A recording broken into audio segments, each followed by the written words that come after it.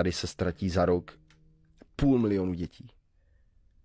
A nechci říct, že to nikoho nezajímá, protože jsou tady lidi jako ty, kteří jako aktivně hledáte, takže nechci vás jako urazit, jo? Jasne. Ale myslím to tak, ale teď, když řeknu, že to nikoho nezajímá, tak to myslím tak, že neslyší, že by o tom někdo mluvil. Neslyší, že by politik přišel, že to by byl jeho hlavní prostě problém. Proč? Co budeme teďka řešit je tohle. Prostě je tady 500 000 dětí, které zmizí, nikdo neví, kde jsou.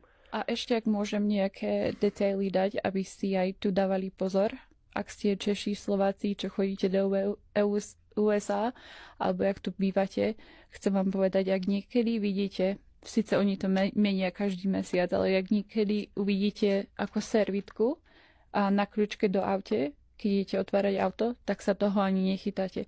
Tam je v tom chemikália taká, že hneď odpadnete z toho a keď ste s dieťaťom, tak vám dieťať hneď zoberú. Ďalšia vec je, keď máte deti a pošlete ich na vecko, neposielajte ich sami, choďte s ňou. Čo sa stalo bolo, a toto môžem iba povedať, koľko môžem povedať, išlo staršie dievča, 8-ročné alebo 10-ročné, s sestrou mladšou na vecko v reštaurácii a to 8-ročné prišlo nazad a to mladšie neprišlo nazad. Tak tá mama išla do vecka a pozerala a nikoho nenašla. Tak stála v tom vecku a volala policajtov a keď policajti došli, tak jedna žena bola na tom vecku, držala to dieťa už hore a vlásky už boli vyholené, už premenila oblečenie ako chlapček a nadrogované bolo to, takže to dievčatko malé spinkalo a vlásky už nemalo a už bola v modrom oblečená ako chlapček a aj potázky zmenili. Keď vidíte, ešte mi raz povedz, car seat, autosedačku v parkovisku, ako čo je prázdna, ani k tomu nechoďte, hneď volajte policajtov, lebo to tak ako keby chytajú mladé ženy, ale s babetkami, že pozrieš sa, že ako je to tu a už ťa nikto možno nebude vidieť. Počkej, ještě jednou mi to vysvětli, když vidím autosedačku. Na parkovisku. Prázdnom parkovisku a vidíš tam autosedačku a ideš sa na to pozrieť ako človek, že čo to tam robí, je tam dievčatko alebo chlapček, malé babetko a ideš tam a máš deti, tak zvysneš ty aj deti.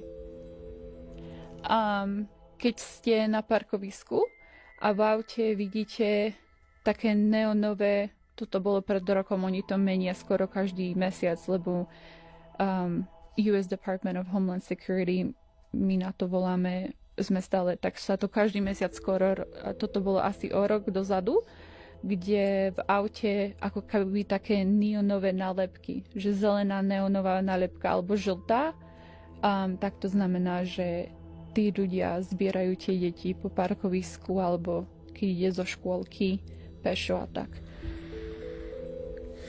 Tak ak tu chodíte, nechcem vás strašiť, lebo ja som paranoidná, ja v tomto robím. A ja keď chodím s malou do obchodu len takých 2 minútky odo mňa, tak ja sa pozerám na všetky strany a keď som v takej vulnerabnej, že ju v aute prebaľujem, tak ja si dávam zrkadlo, aby som videla, čo je za mnou. Či ku mne takto ide, lebo pozerám sa na malíčku a prebaľujem ju v aute, že to nevydrží domov. Nemôžem ju tak... Takže ja mám zrkadlo a sa stále na ne pozerám. Že či je takto za mnou, či ide, či nie. A moja location. Lokace, no. No, tak to niekto vždy má, že kde som s ňou. Teraz už keď som s ňou. Wow.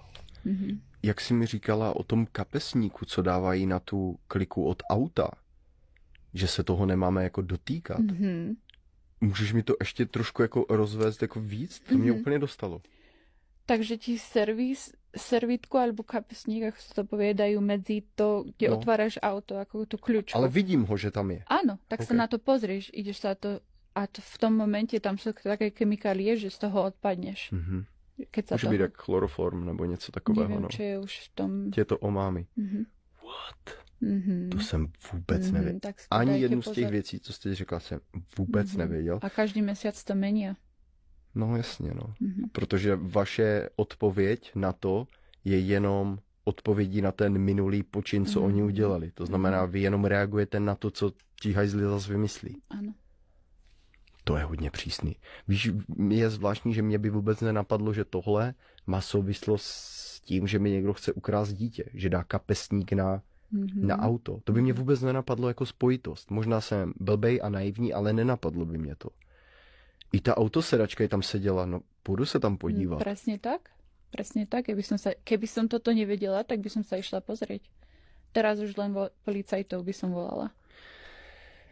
Hele, lidi, když začnou se trošku víc zajímat o realitu světa a pochopí, že ty děti mizí protože je někde žádost o jejich orgány a o jiné věci, které s tím souvisí, tak trošku jinak začnou vnímat tu realitu toho, co se děje kolem nich.